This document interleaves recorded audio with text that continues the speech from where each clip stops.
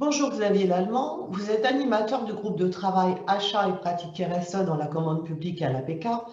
Vous avez travaillé sur une fiche pratique label et certification. Donc la première question, c'est pourquoi cette fiche?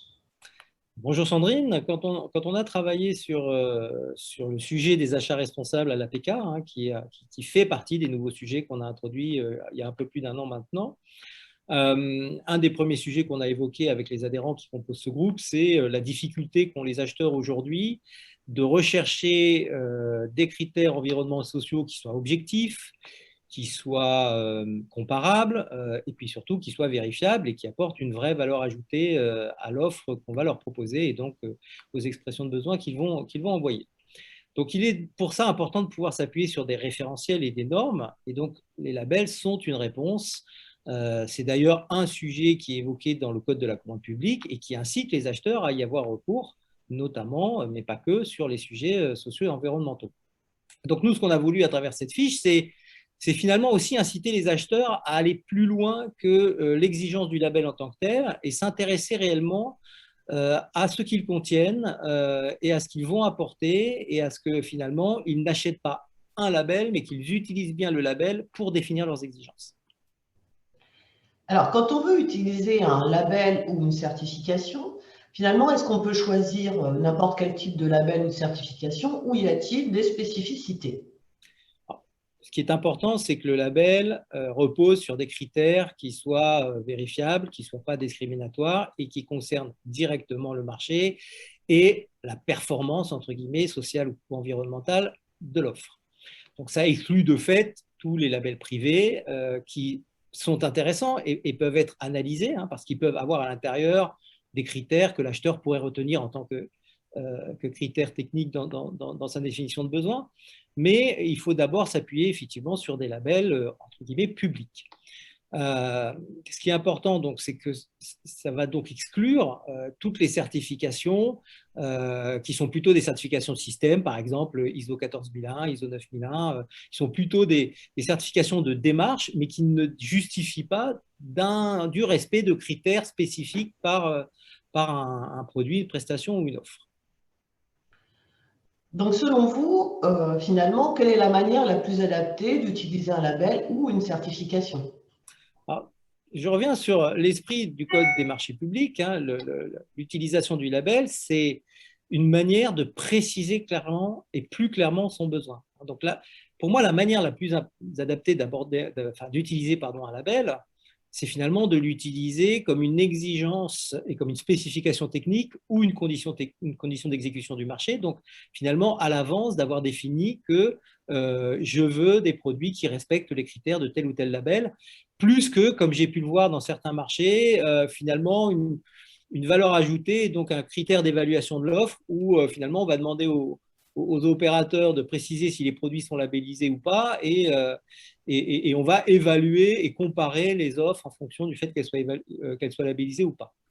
Donc pour moi, la meilleure manière, c'est de savoir exactement ce qu'on va acheter et d'exiger le label.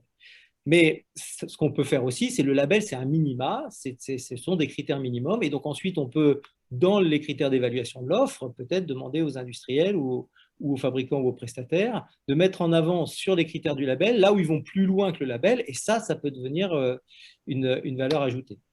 Donc voilà. Et lorsqu'on n'a pas précisé effectivement pour chaque produit quelles caractéristiques on souhaite évaluer dans l'offre, en fait, ce qui est compliqué dans ce cas-là, c'est qu'on prend le risque de comparer des produits labellisés avec des produits non labellisés, donc des exigences techniques finalement différentes, et les mettre finalement en regard après de l'offre-prix. Et c'est une manière qui n'est pas forcément la plus précise. Donc on voit bien que c'est intéressant effectivement de demander des labels ou des certifications. Mais une autre question, c'est est-ce qu'on peut en demander systématiquement finalement, quel que soit le type de marché ou la nature de mes achats? En théorie, oui, puisque tous les marchés sont susceptibles d'être labellisés. Il peut y avoir des labels produits, il peut y avoir y compris des labels sur des prestations de services, comme par exemple dans l'hébergement. Donc on peut, par contre, aujourd'hui, il y a des marchés qui sont très présents, enfin pour lesquels il y a beaucoup de labels, mais il y a des marchés où ça n'existe pas encore. Donc c'est aussi important finalement, au-delà du fait de pouvoir identifier des labels et les utiliser, que les acheteurs incitent aussi les fournisseurs à développer les labels. Les labels, finalement, se développent aussi quand il y a une demande. Donc, plus il y a de demandes de labels, plus il y aura de labels, et plus il y aura de labels, plus on va pouvoir avoir des exigences qui tirent vers le haut les offres que l'on va recevoir. Alors, on parle de labels et de certification produit. Vous avez parlé beaucoup des labels, un peu moins de la certification produit. Finalement, c'est quoi la différence? Alors, schématiquement, on peut considérer que le label, c'est un référentiel avec un respect d'exigences et la garantie du respect des exigences. La certification, en fait, elle est associée au label puisque c'est toutes les dispositions qui sont prises pour garantir que le label est respecté. Et donc, c'est important d'identifier, évidemment, dans le label qu'on va demander quelles sont les exigences de ce label, mais également tous les moyens de contrôle mis en œuvre pour que l'acheteur puisse être certain que les éléments sont respectés. Donc, on a bien compris effectivement le champ que couvre un label ou une certification produit. Euh, Est-ce que finalement, quand on introduit des exigences en termes de label et certification, on va avoir des choses en plus? Finalement, est-ce que ça apporte une valeur ajoutée à notre marché? Alors, le label, en fait, en tant que tel, apporte déjà en valeur ajoutée un respect d'un certain nombre d'exigences. Alors, selon, je dirais, la popularité des labels ou leur niveau de développement sur les marchés, ça va être soit une valeur ajoutée en tant que telle parce que peu de produits le respectent et finalement, ceux qui le respectent vont vraiment être au-dessus des autres, soit ça devient progressivement un standard de marché sur lequel finalement, bah, ne pas être labellisé, c'est plutôt se déclasser, mais être labellisé, c'est être dans le marché.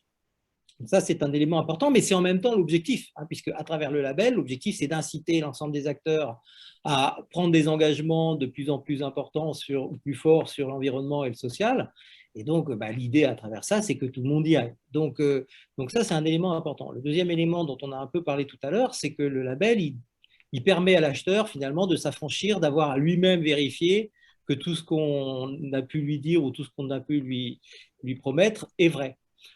Donc, c'est aussi une vraie valeur ajoutée d'avoir tout un dispositif avec des organismes indépendants qui auditent, qui testent, qui vérifient et donc qui vont délivrer une attestation à la fin ou un certificat de conformité sur lequel l'acheteur va pouvoir se reposer comme preuve du respect des exigences. Alors que si vous n'êtes pas labellisé mais que vous respectez les exigences, il va falloir définir comment vous allez le démontrer, sur quoi l'acheteur va se baser pour le vérifier. Donc, c'est important aussi d'intégrer cette valeur dans l'analyse de l'offre. Quand on demande effectivement des produits labellisés, ils apportent de la valeur. Il y a un coût. Il y a un coût sur déjà le respect des exigences, peut-être les produits, les matières ou les matériaux qu'il va falloir utiliser, mais également un coût pour l'entreprise de mise en œuvre de ce label, des coûts de contrôle, des coûts d'organisation. Et ça, il est important pour l'acheteur de bien l'intégrer dans son analyse de l'offre et de la valeur ajoutée de l'offre. Bien, écoutez, je vous remercie, Xavier Lallemand, et puis j'invite l'ensemble des conférenciers qui nous suivent à aller découvrir la fiche label et certification donc rédigée par le groupe de travail APK sur notre site www.association-apk.org. Merci beaucoup, Xavier. Merci.